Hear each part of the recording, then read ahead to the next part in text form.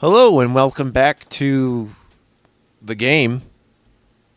There's more of it. It is time to go beyond 120 stars, and this is to go even further beyond the beyond 120 stars. So, newsflash, there's actually 10 more stars. But to start on our journey, we must first go to the 121st star location in order to gain access to the other 9 stars, which are replica stars. You can tell they're replica stars because they don't actually move. Here we are! This is it, you're at the Hidden Palace finale, the final level. If you cannot complete this challenge, you've done very well to make it this far. You see that? They're congratulating me. Yay. Okay. Now, you can imagine I had to do this a number of times. I'm not gonna lie.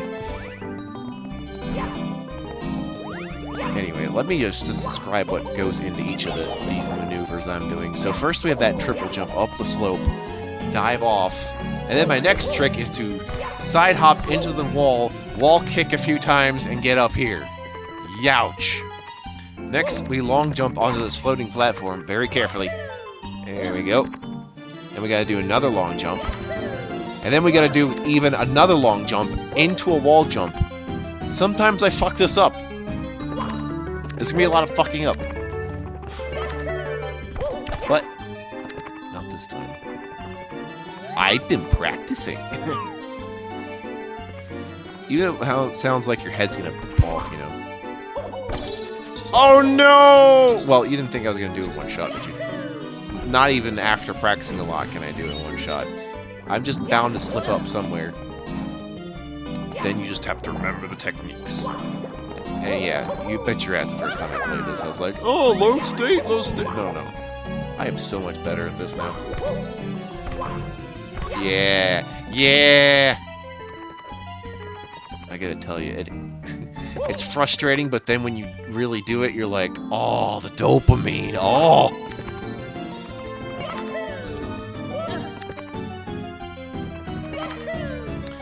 Alright, do another one of these. Also, this music is from Super Paper Mario. Did you know that? I think it's the part where you go into basically Nintendo's version of heaven. Or, I mean, Mario's version of heaven, not Nintendo's version of heaven. They already left luck to it. I don't know what else they could do. Be heaven itself? That's ridiculous. Yeah, admittedly, I don't know how I messed that part up, which is kind of weird. Anyway, here, all you have to do is jump, sideways jump is fine, but I found the easiest way is to just do a normal jump for the wall kick, like this. See? Easy. Easy! GG! Banned. Alright, so I would call this the halfway point. This whole segment, like this whole thing, is not as long as it might suggest. There's just dozens of tricky jumps the whole way, which is what makes it seem long.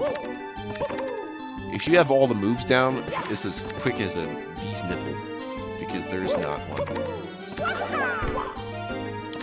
Yeah, imagine that triple jump back into it with a ledge grab. Dear God. Alright, this we're gonna long jump, but we're gonna wait until it starts descending so that there's time to actually, or to grab it, but we're gonna do it with a triple jump, not a long jump, excuse me. It's hard for me to parse the actual length of my jump, admittedly. I like these clouds up. I do too. Yeah. I did say it was difficult to parse. Although, I think I learned later that maybe I only have to do it. No, I think I do have to triple jump that, you know. Anyway, guess I don't have much to add until I make that jump happen. So, time for another coin. I'm just kidding. We don't do that. But I think now is the time to just tell you my thoughts of the game. This is my first Mario 64 ROM hack I ever played, and I'm grateful for it. I always kept my thumb on it, by the way, because I had pretty much learned about ROM hacks in the late 2000s. And so when I heard there was a Mario 64 hack that was complete, there's actually one earlier I tried that I don't recommend anymore because it's like an early example of Mario 64 hack. I think it was this hack where you play as Luigi and the land is mostly flat and there's like 20 stars or something. I have to remember what that is. But then I saw like a full Mario 64 hack like this. And then I'm like, yeah, this is what I was expecting. Just all new levels. That's it. I didn't need anything too fancy.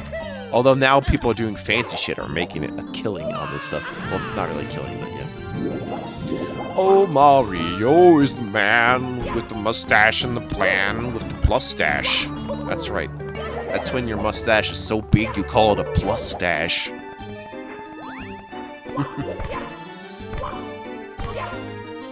So yeah, shoutouts to nobody for helping me run it. But no, shout out to the Parallel Launcher thing, which is just a it's a wraparound API program thing that wraps RetroArch, which is Parallel N64 core, and adds some default settings to make it easier to work with. Mainly the controls, because for some reason RetroArch's default for the C buttons makes no sense. And so this has worked it out.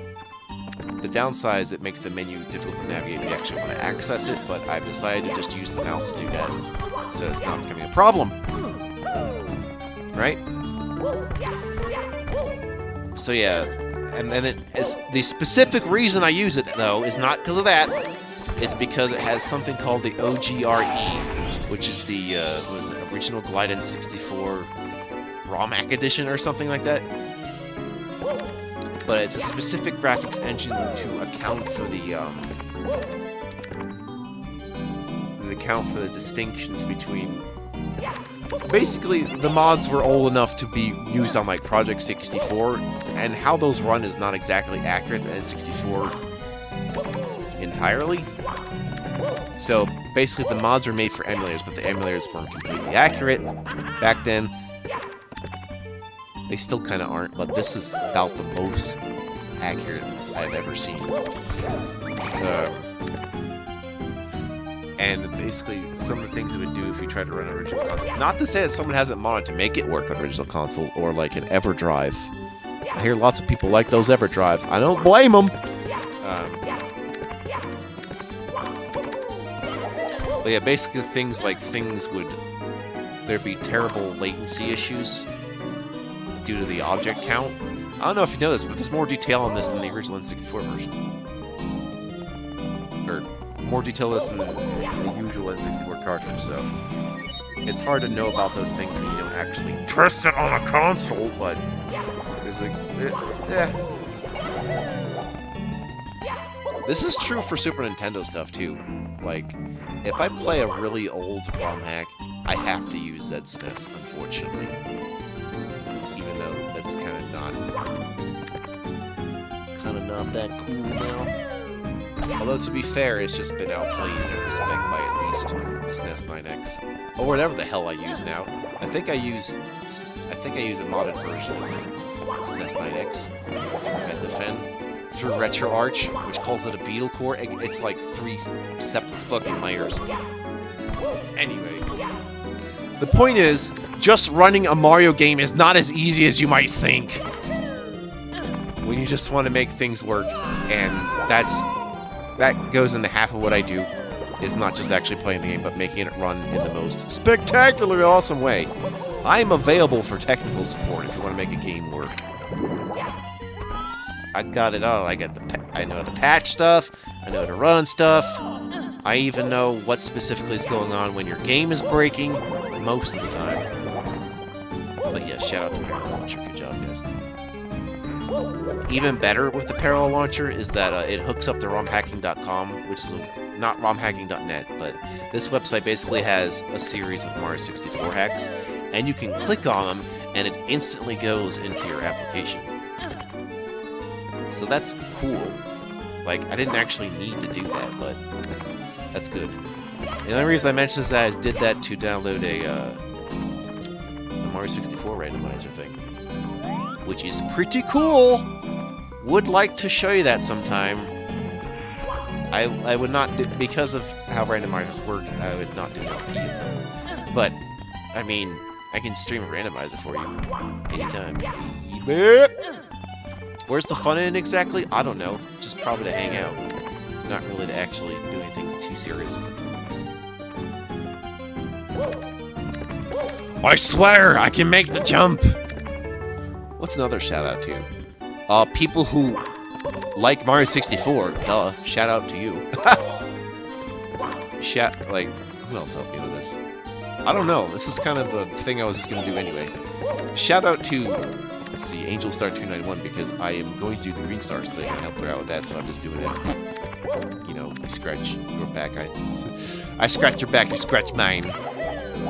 You know, not really sub to sub, but it was more of a case of, you know, since I know things, I had to go and help in at like the last moment because I knew there was like some missing information. I'm like, let me just fill that in for you since you're practically done with the game anyway. That's what I did. Not that I have time to watch people's streams all the time, but I can never not have time to, you know, fix something for someone. I suppose. So I've made it up here. Let me describe what is happening. So, yeah, I have to triple jump that from a very small distance, and then I bop into it, and then back up and do a ledge grab. Now this part shouldn't be too bad. It's not. It's actually not. Hey Yoshi. Wow, you found all the power stars? I used to be on top of the castle. I moved over here. Yep. So Yoshi's hidden 9-star replicas. As a rule for these final 5 videos, I'm doing 2 stars per. These replica stars can be quite a hassle. Although they, like, half of them are easy to find but kind of difficult to get to, and some of them are just a pain in the ass to get to. Even after you still have to figure out where they even are. If you notice, this sign is going to tell you where all the replica stars are. Basically, every replica star is in a secret castle area. So all the cap areas, all the Bowser areas, the slide thing, and this place, of course. Oh, and the Toad Town thing. That's right. Yeah, so the Toad Town, the slide. Yeah, you got it. Yep. 3 caps, 3 Bowsers, slide, Mushroom Town. This. That's right! I'll have to go here again! That'll be wonderful. Flowing chunks! I will do them in order of, how it really is you can get to those areas, so we'll do the Mushroom Mountain Town thing first. That's what we're gonna do. I actually like my first experience of the game is not even realizing that wasn't Course 1, but I was just like, what's this place? And I really like it. Like, if your introduction to the game is in that pipe, I don't blame you. It's a really good place. Yeah, I guess I'll provide some more insight into these, like, little area things. Or something. Anyway, I can tell you where the star is. The star is on one of the houses. You should be able to see it any moment.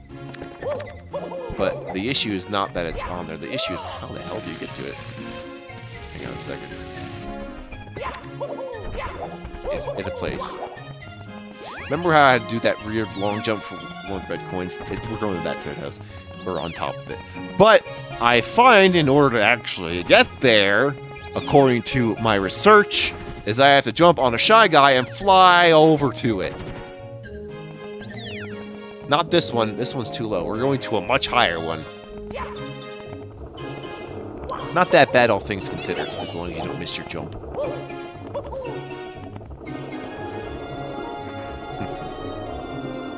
I have a secret trick for you, by the way, should this mess up. You can actually make... Wait, I did show you that, like, in the first video or something, where I'm just like, you can get up that slide that Koopa does. So... kudos to me for remembering. I have a strange urge to play Wind Waker. Strange, isn't it?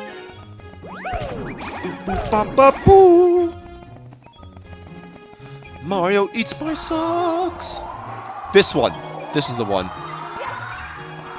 You can see my problem here is it's too windy. Let me get him to somewhere where it's not windy, so I can actually jump on his stupid ass. Or, you know, there we go. This is good. Wait, where'd he go? There we go. Now we can go! We gotta get all the way over there. Notice how the star doesn't move? Yeah. That's how you know it's a fake! According to the Romulans.